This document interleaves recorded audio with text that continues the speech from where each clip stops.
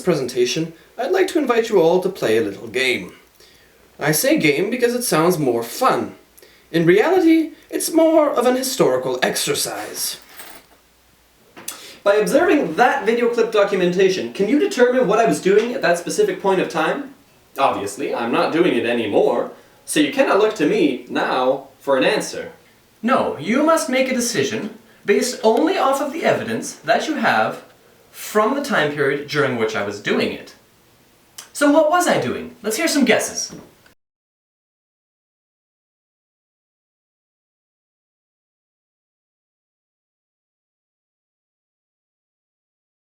Undoubtedly, there will be some disagreement amongst you. So what do? Do we take the opinion of the majority and announce that as truth? And does this truth then become fact? What about those who are of another opinion? This is arguably what history is all about. The establishment of fact as opposed to the assertions of fiction regarding certain events in the past. In our example, to some of you, it might have been obvious that I was doing a handstand. You would use your knowledge and your past experience to deduce that I was supporting myself upside down with my hands. Perhaps, however, I was dangling by my feet, hanging from a rope upside down. Is it more likely, though, that I would, to some great physical distress to my person, hang myself from a hook or a tree branch upside down, rather than simply do a handstand?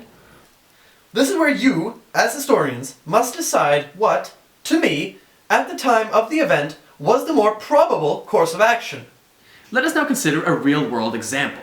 One of the most absurd historical ideas I've ever encountered. I found myself reading a source that stated clearly that Jesus would have lived in India for his lost years. That is, the years prior to his ministry and after his crucifixion. After looking deeper into this, I realized, not to my surprise, that it wasn't very well accepted in the scholarly community. However, there is a small global group of people who do genuinely believe that this is historical fact.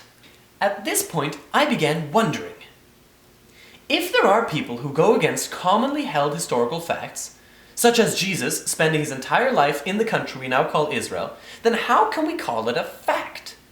I mean, we don't know for sure that he lived in this area for his entire life. We weren't there, and thus we cannot verify it. As I hopefully proved earlier, one can never fully trust primary sources to give you the full picture. You will always only be making a guess, noting that some sources may even lie. Of course, when we collect 20,000 unrelated primary sources all stating the same thing, it is much more probable of that thing having occurred as opposed to the 2 or 3 documents that state something otherwise. This real-life situation, then, describes a small global community that believe that Jesus went to India before the start of his ministry and that he never died on the cross, but rather survived and went on to live out the rest of his life in India, his second home. To them, this is historical fact. To me and the rest of the scholarly world, this is fiction. How many people, then, are required to believe something before we, as a global community, can call it fact? Of course, as there is no complete consensus, and 2 different groups, albeit varying in size, believe they know something as fact, we must consider if there are degrees of factuality. Can something be more of a fact, the common belief of Jesus' life, and less of a fact, the Jesus lived in India theory? Or perhaps we should simply refrain from using the word fact altogether as a misleading term. From this, then, we may extract the knowledge issue at hand. To what extent can we label anything in the past as historical fact? Obviously, we've already explored this a little bit, but let us now delve deeper.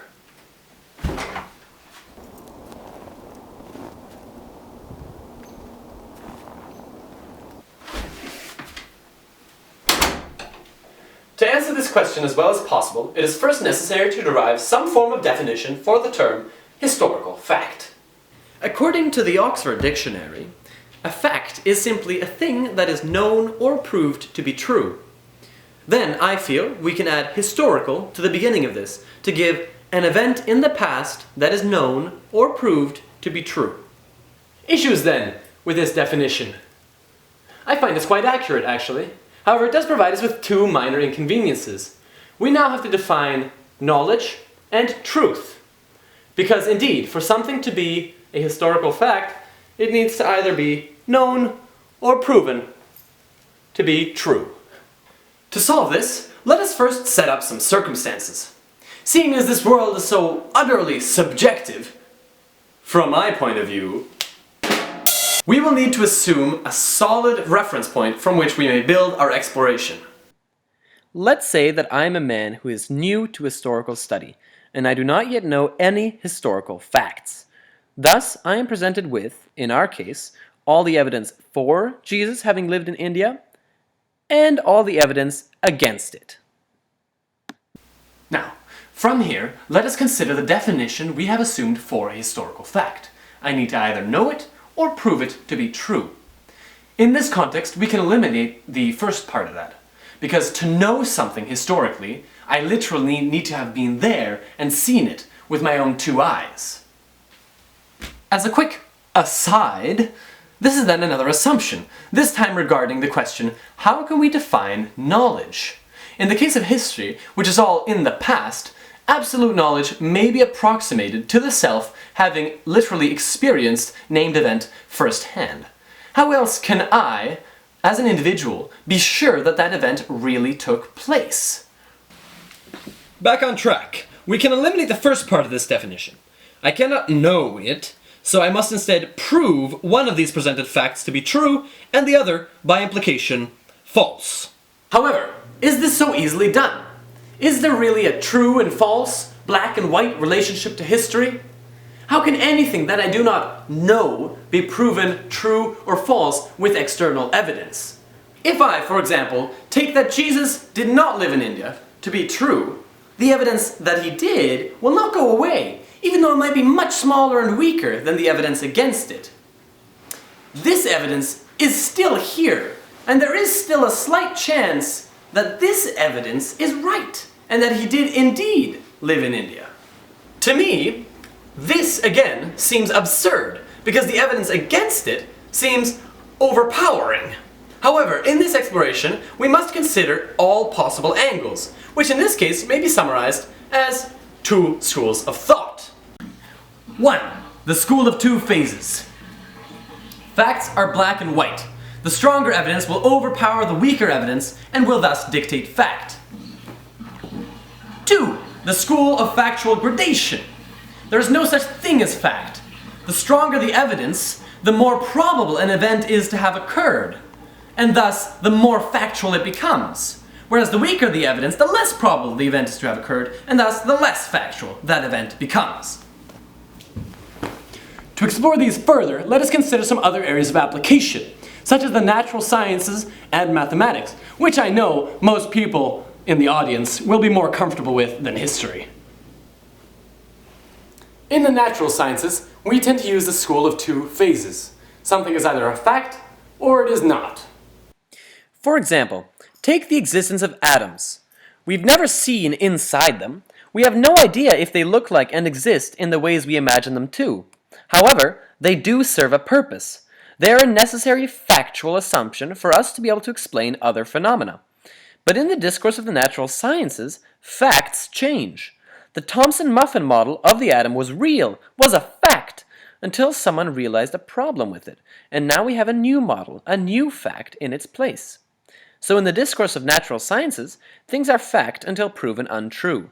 They are treated as absolute knowledge until some stronger evidence comes along to disprove them. In mathematics, more specifically statistics, we observe the other school of thought. Here we deal with likelihoods.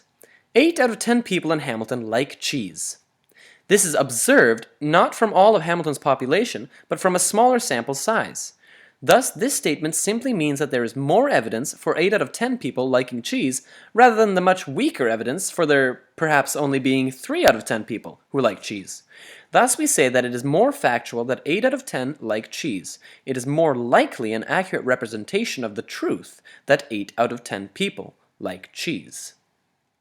Relating all this now back to our original example. In the discourse of history, it seems we must make decisions about factuality using both schools of thought. This is to say that we have a set of tools that we must trust. If multiple unrelated primary documents all state that the same event happened, then we must state as a fact that that event did indeed occur. Thence, we can say that the Holocaust did happen, that Rome conquered the known world, and that Jesus did indeed exist. If indubitable evidence surfaces that goes against these facts, then we must adjust them to suit this new evidence, much like the natural sciences. Regarding these facts, however, we must use the school of factual gradation. How many Jews were killed during the Holocaust? What power did the Roman Emperor actually have over the provinces? And where Jesus lived? These are all only guesses.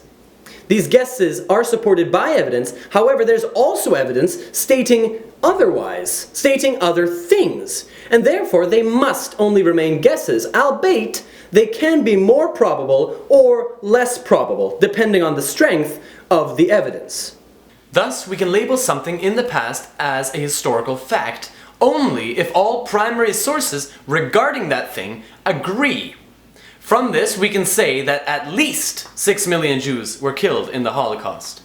The Roman Emperor exercised at least military control over the provinces, and that Jesus at least existed. However, there are certain disagreements regarding the place he lived. Just remember, history is not always as it seems.